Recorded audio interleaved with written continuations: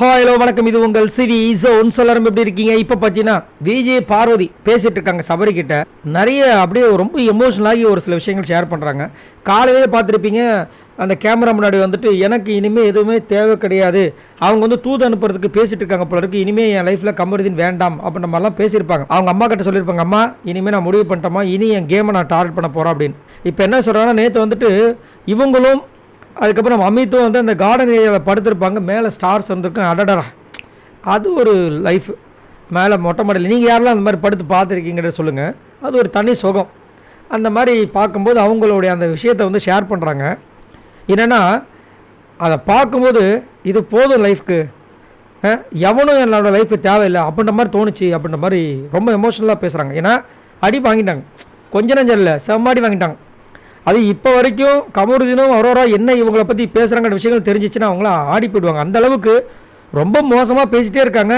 பார்வதி பேசுகிறத தவிர்க்க ஆரம்பிச்சிட்டாங்க, பேசுகிறதே கிடையாது. ஆனால் கமருதீனை வந்து பேச வச்சுக்கிட்டே இருக்காங்க அரோரா. அது அவரும் தெரியாமல் புரிஞ்சுக்கிட்டு இருக்காப்புல, அதை வந்து புரியாமல் பண்ணிகிட்டு இருக்காப்புல. சரி, இதை சொல்கிறாங்க. அந்த நேரத்தில் எஃப்ஜே ஒரு கலாய்க்கிறார். பார்வதி, எனக்கு என்ன தோணுதான், நீ பண்ணுற விஷயங்களை பார்க்கும்போது போன சீசன் அதுக்கு முன்னாடி சீசனில் இருக்கிற கண்டஸ்டன்ஸ் கிட்ட போயிட்டு நீ ஒர்க் ஷாப்பு போயிருப்பான்னு நினைக்கிறேன்ற மாதிரி கலாய்க்கிறார். அவர் பதறாங்க, ஏய் ஆயமுறா அப்படின்ற மாதிரி. என்ன ஒர்க் ஷாப் போனாலும் நம்மளுக்கு இங்கே என்ன அவுட்புட்டோ அதுதான் விஷயம். யார் வேணால் என்ன கலாய்க்கலாம். இதுக்கு முன்னாடி எஃப்ஜே ஒரு வாட்டி கலாய்ச்சிருப்பார். என்னென்னா, ஏய் அந்த பிஆருக்கு எவ்வளோ செலவு பண்ண அப்படின்னு கேட்டிருப்பாங்க. இவங்க ஏய் கம்முன்னுறா அப்படின்ற மாதிரி சொல்லியிருப்பாங்க. இப்போ பார்த்தீங்கன்னா எல்லாருக்குமே பிஆர் இருக்கா இல்லையான்றது ஒரு பக்கம் கேள்விக்குறியாக இருந்தாலும், அசால்ட்டாக வந்து பார்த்தீங்கன்னா யார் என்ன பண்ணாலும் வீடியோ செம்மையாக வந்துகிட்டே இருக்குது. ரீல்ஸ் போட்டுகிட்டே இருக்காங்க.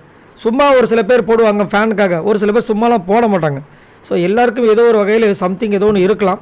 பட் இங்கே பார்த்தீங்கன்னா இந்த மாதிரி ஒரு சம்பவத்தை வந்துட்டு விஜய் பார்வதி சொன்னது சூப்பராக இருந்துச்சு. நீங்கள் யாரெல்லாம் இந்த மாதிரி என்ஜாய் பண்ணியிருக்கீங்கன்ற சொல்லுங்கள். இதுமாதிரி விஜய் பார்வதி இந்த மாதிரி சிங்கிள் கேம் விளையாடுறது பிடிச்சிருக்கா, இல்லை முன்னாடி வந்து கமருதீன் கூட இருந்த விஷயங்கள் பிடிச்சிருக்கா? மறக்காமல் கீழே கமெண்ட்ஸ் பண்ணுங்கள். பாய் நண்பர்களே.